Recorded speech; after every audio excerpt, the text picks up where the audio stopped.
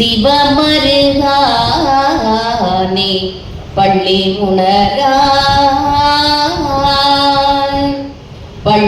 உணராய் நீ தெள்ளிமையாகவே பார்க்கடல் மீதினில் தாக்குடன் உதித்தவா வெள்ளி உதித்திட பள்ளி உணர்த்தவும் வேதநாராயண சீத கோபாலர்க்கு கொள்ளியன வந்த வைகுண்ட கோவனே கோவேங்கிரி வளர் ஈசர் மருகோனே வள்ளி மணவாளா வளர் செந்தூர் வாரியில் வந்து பிறந்து நல் தெட்சணம் புகுந்தவா பள்ளி உணராய் சிவமருகானே பள்ளி உணராய்.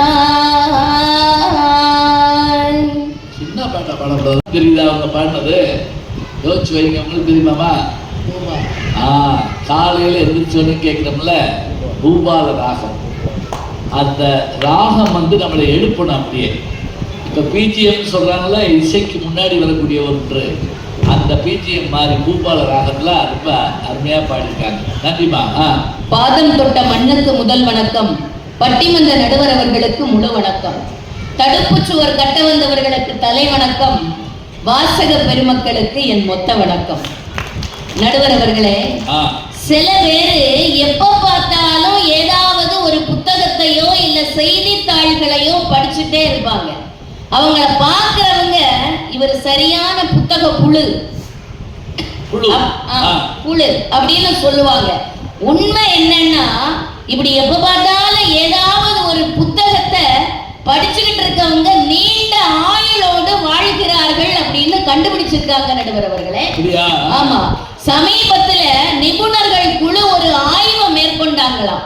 3 பிரிவா அந்த ஆய்வுகள் நிகழ்த்தப்பட்டது. முதல் பிரிவினர் தங்களுடைய வாழ்நாள்ல புத்தகத்தையே தொடாதவங்க. 2வது பிரிவினர் ஒரு வாரத்துக்கு 3 மணி நேரம் படிக்கிறவங்க. 3வது பிரிவினர் 3 மணி நேரத்துக்கு அதிகமாக படிக்கக்கூடியவர்கள். 12 ஆண்டுகள் இந்த ஆய்வை நடத்தி இருக்காங்க. ஆய்வினுடைய முடிவு என்னன்னா, வாரத்துக்கு 3 மணி நேரத்திற்கு அதிகமாக படிக்கக்கூடியவர்கள் மற்றவர்களை விட 23% கூடிய ஆயுளோடு வாழ்கிறார்கள். பாத்தீங்களா? புத்தகத்தை வாசிக்கிறதுனால கிடைக்கக்கூடிய அந்த இன்ப பயனை பாத்தீங்களா நடுவர் அவர்களே? திருவிளையாடல் அப்படின்னு ஒரு திரைப்படம். மன்னர் செண்பக பாண்டியனுக்கு ஒரு பெரிய சந்தேகத்தை தீர்த்து வைக்கிறவங்களுக்கு 1000 பொற்காசு அறிவிப்பு கொடுத்தாச்சு. ஏழை புலவன் தருமி பாட்டை கொண்டுட்டு போறாரு. பாட்டு இதுதான்: கொங்குதேர் வாழ்க்கை அஞ்சிறை தும்பி காமம் செப்பாது கண்டது மொழிமோ பயிலியது கிளிய நட்பின் மயிலியல் செறியிற்று அறிவை கூந்தலில் நரியவும் உளவோ நீ அறியும் பூவே. இந்த பாட்டு எங்க உள்ளது தெரியுமா நடுவர் அவர்களே? சங்க இலக்கியங்களுள் ஒன்றான குறுந்தொகையினுடைய 2வது பாட்டு. அந்த பாட்டு அப்படி அலேக்கா தூக்கி திருவிளையாடல் படத்துல வச்சு நடிகர் திலகம் சிவாஜி கணேசனையும் நகைச்சுவை நடிகர் நாகேஷ் அவர்களையும் போட்டு படம் எடுத்து அதை நாம பார்க்கிற போது நமக்கு கண்ணுக்கு இன்பம் கிடைக்குது, காதுக்கு இன்பம் கிடைக்குது, செவிக்கு இன்பம் கிடைக்குது. இந்த நேரம் அந்த நிகழ்வை நினைத்து பார்த்தா கூட இன்பம் அப்படியே அள்ளும் நடுவர் அவர்களே. அது மட்டும் இல்ல, நாகேஷ் படிக்கிறப்ப நீங்க பாத்தீங்கன்னா அவர் எழுதலைங்கிறதே தெரியுங்க. குங்குதேர் வாழ்க்கை அஞ்சுரை தும்பி அருமை பாரு மண்ணா கூப்பிட்டீங்களா அப்படின்ற நடுவுல. அப்புறம் இல்ல படிங்கன்னு சொன்னேன். ஐயோ எங்க விட்டேன்னு தெரியலையே அப்படின்பாரு. அதே அப்பா, அதாவது நான் எங்க நண்பர் கமலஹாசன் கேட்டேன், இந்த வசனம் எல்லாம் அதுல இருக்குமாங்கன்னு கேட்டேன். இல்லைங்க, இது வசனத்துல இருக்காது, அந்தந்த நேரத்துல நாகேஷ் சேர்த்துக்கிடுவார் அப்படின்னாரு. அது உண்மையிலேயே அந்த இடத்துல இல்லை. மண்ணா கூப்பிட்டீங்களா, அந்த ஒரு வார்த்தையை நம்ம எப்படி தெரிஞ்சுட்டு அந்த புலவனுடைய புலமை என்ன, அருமை என்னங்கிற விஷயத்த அழகா சொன்னீங்க. அதே குறுந்தொகையில இன்னொரு காட்சி நடுவர் அவர்களே, காட்சி இதுதான். அன்பான இணைந்த இரண்டு உள்ளங்கள் நடத்தக்கூடிய இல்லற காட்சி. மனைவி என்ன பண்றா, கணவன மனைவியும் தனி குடித்தனம் இருக்கிறாங்க. கட்டி தயிரை காந்தல் மலர் போன்ற மென்மையான விரல்களால பிசைகிறா. கையை அப்படி புடவையில தொடச்சுக்கிடுறா. புடவைய துவைக்கல, குழம்பை இப்ப தாளிக்கிறா. அந்த புகை குவளை மலர் போன்று அவ கண்கள்ல போய் படுது. கண்ணெல்லாம் கசக்கிக்கிட்டு கஷ்டப்பட்டு சமைக்கிறா. ஏன் இப்படி அவ சமைக்கிறா, ஏன் இப்படி கஷ்டப்படுறா அப்படின்னா, அவ ஆசையோடு கணவனுக்கு அவ சமைச்ச உணவை பரிமாறுகிற பொழுது, அவன் ஆர்வத்தோடு உண்ணுகின்ற பொழுது மிக இனிது அப்படின்னு அன்பு மலர ஒரு வார்த்தை சொல்லுவானா. அந்த வார்த்தைக்காக வேண்டி ஆசைப்பட்டுதான் அவன் இத்தனை கஷ்டப்படுறான்.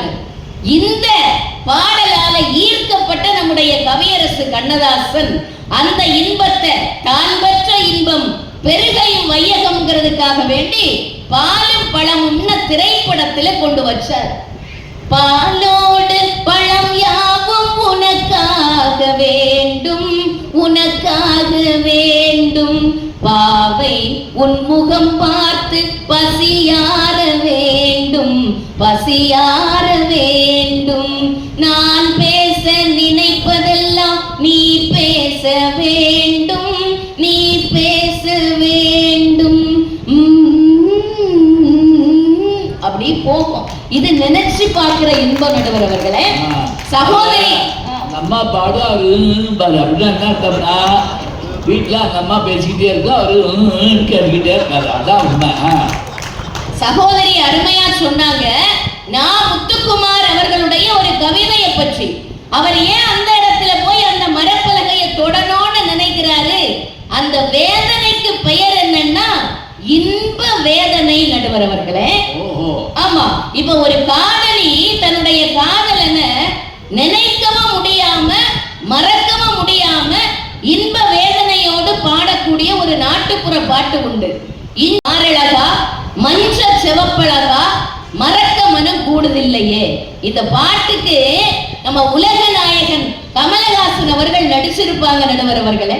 இஞ்சி ஈடு பழகா மஞ்ச செவப்பழகா மறக்க மனம் கூடுதில்லையே. மறக்க முடியுமா இப்படிப்பட்ட இலக்கிய இன்பங்களை? இது சங்க இலக்கியம். இனி பக்தி இலக்கியத்துக்கு வாங்க நடுவர் அவர்களே. மனித உள்ளத்தை புனிதப்படுத்துகின்ற மாண்பு மிகுந்த எண்ணற்ற பக்தி இலக்கியங்கள் தமிழ் மொழியில சிறந்து காணப்படுற மாதிரி உலகத்துல வேற எந்த இலக்கியத்திலையுமே கிடையாது. வாணிகத்தின் மொழி ஆங்கிலம் என்றால், தூதின் மொழி பிரெஞ்சு என்றால், காதலின் மொழி இத்தாலியம் என்றால், தத்துவத்தின் மொழி ஜெர்மானியம் என்றால், உலகத்திலே பக்தியினுடைய மொழி தமிழாகும் என்று சொல்வார் தமிழ் தூதுவர் தனிநாயகம் அடிகள். அந்த பக்தி இலக்கியத்தை எடுத்துக்கோங்க நடுவர் அவர்களே. பக்தி பரவச நிலையில என்ன ஒரு அற்புதமான இன்பத்தை அள்ளி அள்ளி கொடுக்கும் பாருங்க. தொண்டரடி பொடியாழ்வார் திருவரங்கநாதனுடைய பாதாதி கேசத்தை பார்த்து பாடுவாரு. பச்சை மாமலை போல் மேனி பவளவாய் கமலச்சங்கண் அச்சுதா அமரரேரே ஆயர்தம் கொழுந்தே என்னும் இச்சுவை தவிர யான் போய் இந்திர லோகம் ஆளும் அச்சுவை பெரினும் வேண்டேன் அரங்கமா நகருளானேன். இது பக்தி இன்பம். பக்தி இலக்கியத்தை தாண்டி காப்பியத்துக்கு வாங்க நடுவர் அவர்களே. ராமாயணம், ஐம்பெருங்காப்பியங்கள், ஐம்பெருங்காப்பியங்கள், புராணங்கள், இதிகாசங்கள் எல்லாம் எழுந்த காலம் காப்பிய காலம். ராமனோடு சீதை லக்ஷ்மணன் எல்லாரும் காட்டுக்கு போறாங்க. ராமனுடைய கால் அடி பொடி ஒரு கல்லுல பட்டதும் அந்த கல்லு பொன்னா மாறுது. அப்ப விஸ்வாமித்திரர் சொல்றாரு, இவ்வண்ணம் நிகழ்ந்த வண்ணம் இனி இந்த உலகுக்கெல்லாம் உய்வண்ணம் அன்றி மற்றோர் துயர் வண்ணம் உருவதுண்டோ? மை வண்ணத்து அரக்கி போரில் மலை வண்ணத்து அண்ணலே உன் கை வண்ணம் அங்கு அப்படின்னாரு. இந்த வண்ணம் வண்ணம் வண்ணம்ங்கிற வண்ண தமிழ் சொல்லால ஈர்க்கப்பட்ட நம்முடைய கவியரசர் அற்புதமா அந்த பாட்டை திரை இசைக்கு கொண்டு வந்து ரசிகர்களுடைய மனதை இன்பத்துல ஆழ்த்தினாரு நடுவர் அவர்களே. கண்டேன் கை வண்ணம், இங்கே கண்டேன் பெண் வண்ணம், நோய் கொண்டு வாடுகிறேன். என்ன பாட்டு? பால் வண்ணம் பருவம் கண்டு, வேல் வண்ணம் விழிகள் கண்டு, மான் வண்ணம் நான் கண்டு வாடுகிறேன். இன்னும் நம்ம சிற்றிலக்கியத்துக்கு வாங்க. குற்றால குறவஞ்சில வசந்தவல்லி பந்தாடக்கூடிய ஒரு செய்தி. பந்தாட்ட களத்தையே நம்ம கண்ணு முன்னாடி கொண்டு வந்துருவாரு நடுவரே ஆசிரியர். செங்கையில் வண்டு கலின் என்று ஜெயம் ஜெயம் என்றாட, இடை சங்கதம் என்று சிலம்பு புலம்பொடு தண்டை கலந்தாட, இரு கொங்கை கொடும்பகை வென்றனம் என்று குழைந்து குழைந்தாட, மலர் பையங்கொடி நங்கை வசந்த சவுந்தரி பந்து பயின்றாளே. இந்த பாடல ஆதிபராசக்தி அப்படின்னு படத்துல எடுத்து வச்சாங்க பாருங்க. பாட்டு என்று ஜெயம் ஜெயம் என்றாடு, இடை சங்கதம் என்று சிலம்பு புலம்பொடு தண்டை கலந்தாட, இரு கொங்கை கொடும்பகை வென்றனம் என்று குழைந்து குழைந்தாட, மலர் பைங்கயமே பிள்ளை முன் நிலவு எழுந்தாட அப்படின்னு அற்புதமாக அந்த பாடலை சொல்லி இருப்பாங்க. நந்தி கலம்பகம்னு ஒரு சிற்றிலக்கிய நடுவர் அவர்களே, அரசன் மீது பாடப்பட்டதுக்கு அது மட்டும்தான் சான்று. பரத்தையே பார்க்கறதுக்காக வேண்டி தலைவன் போயிடுவான். விடியறது வரை அவனுக்கு பக்கதாளமா பாணன் இருந்து பாடுவான். அவனை என்ன சொல்லி கிளி கிளின்னு கிளிக்கிறாங்க பாருங்க.